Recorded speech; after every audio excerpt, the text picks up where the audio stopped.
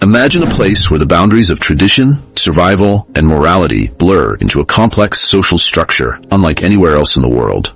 A city where thousands of women live and work in an industry that has existed for centuries, and where an age-old custom allows women to share their husbands as a cultural norm. Bangladesh, a country rich in history, traditions, and resilience, holds some of the most surprising and controversial secrets when it comes to marriage and relationships. In this documentary, we will uncover the truth about Bangladesh's largest red light district, the lives of women trapped within it, and the shocking husband-sharing customs that challenge the conventional ideas of marriage and fidelity. What's really happening behind the closed doors of this secretive world? How do these customs shape the lives of the people who follow them? And why does this persist in a rapidly modernizing society? Stay with me as we dive deep into one of the most eye-opening and controversial realities of Bangladesh. You won't believe what we're about to uncover. But here's the real question. How do women end up in these situations? And why is it so hard for them to escape? What we're about to reveal is both heartbreaking and deeply shocking. Stay with me because this will change the way you see Bangladesh forever. Tucked away from the tourist spots and the bustling streets of Dhaka lies Daulatdia, one of the largest and oldest red light districts in the world. Home to over 1,500 sex workers, many of whom were born into the trade, this city operates as its own ecosystem, one that many don't even know exists. The origins of Daulatdia. Daulatdia's roots trace back to British colonial rule, when prostitution was not just tolerated but regulated. Over the decades, it transformed into a hidden city of survival, where women, some forced, some voluntarily working, live within an enclosed society that is both protected and neglected by the outside world. For many, the red light district is not just a workplace, it's home. Generations of women have been born and raised within its walls, often with little hope of escaping. The industry operates under the control of powerful figures, some legal, some underground, and many women remain trapped due to poverty, lack of education, and deep-seated social stigma. What's life like inside this city?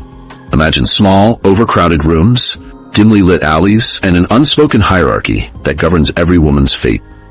Young girls, some as young as 12 or 13, are often forced into the trade, while older women fight to maintain their livelihood.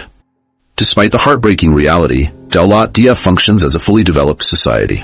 Women here build friendships, support one another, and even find ways to educate their children, hoping they can break the cycle. However, the chances of escape are slim, as many women are bonded by debt, working to pay off loans given by their madams or traffickers. So why does this district still exist in a predominantly conservative country? And what is the government doing about it? Stick around, because the answer is more complicated than you might think. If you thought the red light district was the most shocking part of this story, think again. What if I told you that in some parts of Bangladesh, women don't just share their struggles, but they also share their husbands? The reason behind this tradition will leave you speechless. Beyond the red light districts, another bizarre and little-known custom exists in parts of Bangladesh: husband sharing. In certain rural communities, a woman may share her husband with her sisters or other women in the household. To outsiders, this might seem shocking, but for many families, it is a cultural practice rooted in survival and economic necessity. Why does this custom exist? In some rural parts of Bangladesh, economic hardships make it difficult for one man to provide for multiple families. As a result, rather than marrying separate men, sisters or close female relatives may share the same husband. This way, the household remains intact, and resources like land, money, and livestock stay within the family. How it works. Unlike polyandry, where one woman marries multiple men, this practice is often an informal arrangement rather than a legal or religious marriage. Women who agree to share a husband usually work together in the home, raising children and managing household duties collectively. However, this arrangement is not always voluntary. Women in conservative families may have no say in the matter, as decisions are often made by the elders. For some, it is seen as a way to ensure financial stability.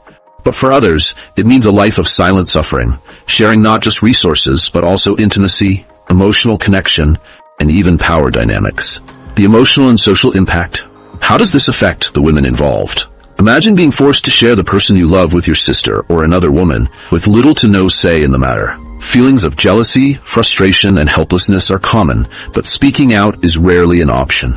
Divorce is heavily stigmatized in many Bangladeshi communities, so women in these arrangements often have no escape.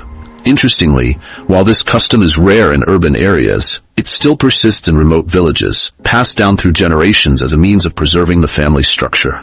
But in a world that is rapidly modernizing, how long can these practices continue? And what does this mean for the future of Bangladeshi women?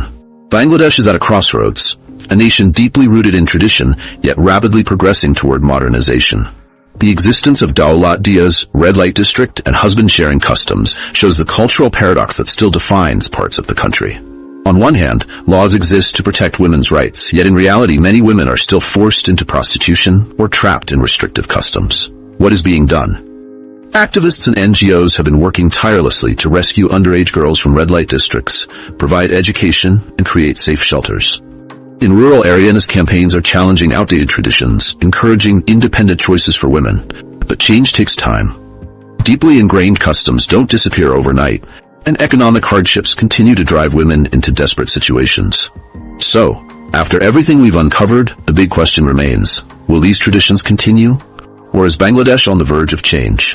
What happens next could determine the fate of thousands of women. But what do you think? Let me know in the comments below. Bangladesh's hidden realities may be shocking to outsiders, but for many women, this is everyday life. From the heartbreaking world of Daulatdia's red light district to the controversial custom of husband sharing, these traditions reveal a society caught between the past and the future. So, what do you think? Should these traditions be preserved or abolished? Drop your thoughts in the comments below.